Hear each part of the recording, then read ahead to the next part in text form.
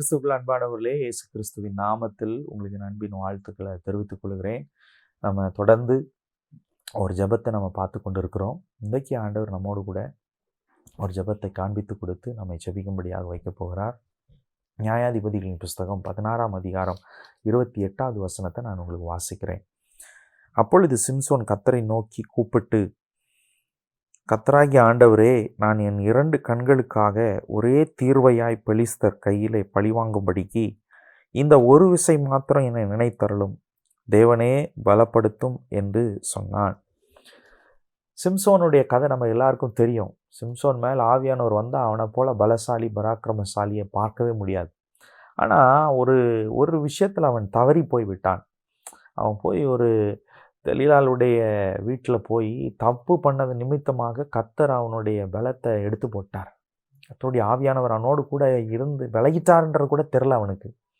தன் முடியை இழந்து போயிட்டான், தன் கண்களை இழந்து போயிட்டான்.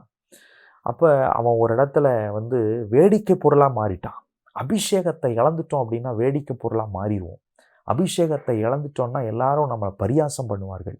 அபிஷேகத்தை இழந்துட்டோம் அப்படின்னா நம்ம அற்பமாக எண்ணப்படுவோம். சில நேரத்தில் வேடிக்கை பொருளாய் மாறி விடுகிறோம். அற்பமானவர்களாய் மாறி விடுகிறோம். அது ஆண்டவர் நம்மளை விட்டு விலகினது நம்ம சில நேரத்தில் தெரியல.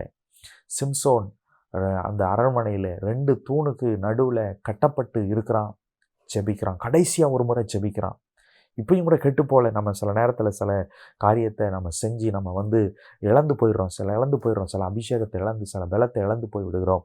இன்றைக்கும் கூட கர்த்தர் நம்மோடு கூட இன்றைக்கு பேசுகிறார். ஆண்டவரை நோக்கி கூப்பிட்டு கேட்குறான், ஆண்டவரே, என் கண்ணை நான் இழந்துட்டேன்ப்பா, ஆனாலும் ஒரு விசை ஆண்டவரே என்னை நினைத்தருளும், எனக்கு பலன் தாரும், தேவனே எனக்கு பலன் தாரும் சொல்லி கேட்கிறான்.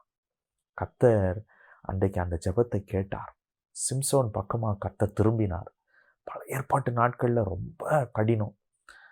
கரெக்டாக இப்படின்னா இப்படி தான் அப்படின்னு அந்த நாட்கள்லேயே கர்த்தர் 2வது விசை ஒரு செகண்ட் சான்ஸை கொடுத்தாருன்னா, ஒரு லாஸ்ட் சான்ஸை கர்த்தர் கொடுத்தார் அப்படின்னா, இந்த நாட்களில் கர்த்தர் கொடுக்க மாட்டாரா? கிருபை நாட்களில் இருக்கிறோம். ஆனால் இந்த நாட்களில் இன்னும் ஸ்டாண்டர்ட் அதிகம். ஆனால் கேட்கலாம், ஆண்டவரே கெஞ்சலாம்.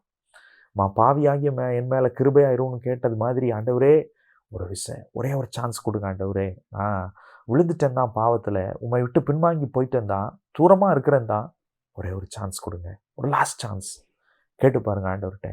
இதெல்லாம் இழந்து போனேன் தான், எனக்கு மறுபடியும் திரும்ப தாங்க. சிம்சோன் கேட்டான், ஒரு விஷயம் நினைத்தருளும், தேவனே எனக்கு பலன் தாருன்னு கேட்டான். கர்த்தருடைய உன்னத பலன் இறங்கி வந்தது.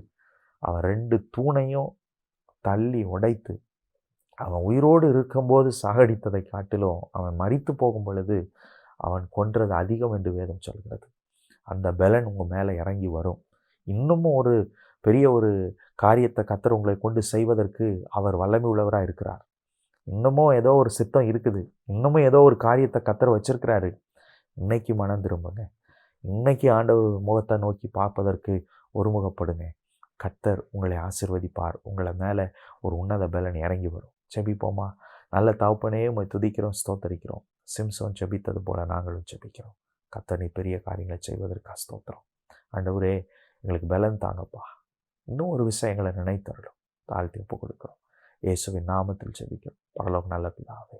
ஆமென், ஆமென், ஆமென். கர்த்தர் நல்லவர். உங்களை ஆசீர்வதிப்பார். நாளைக்கு இன்னொரு வீடியோவோட உங்களை சந்திக்கிறேன். தேங்க்யூ. God bless you.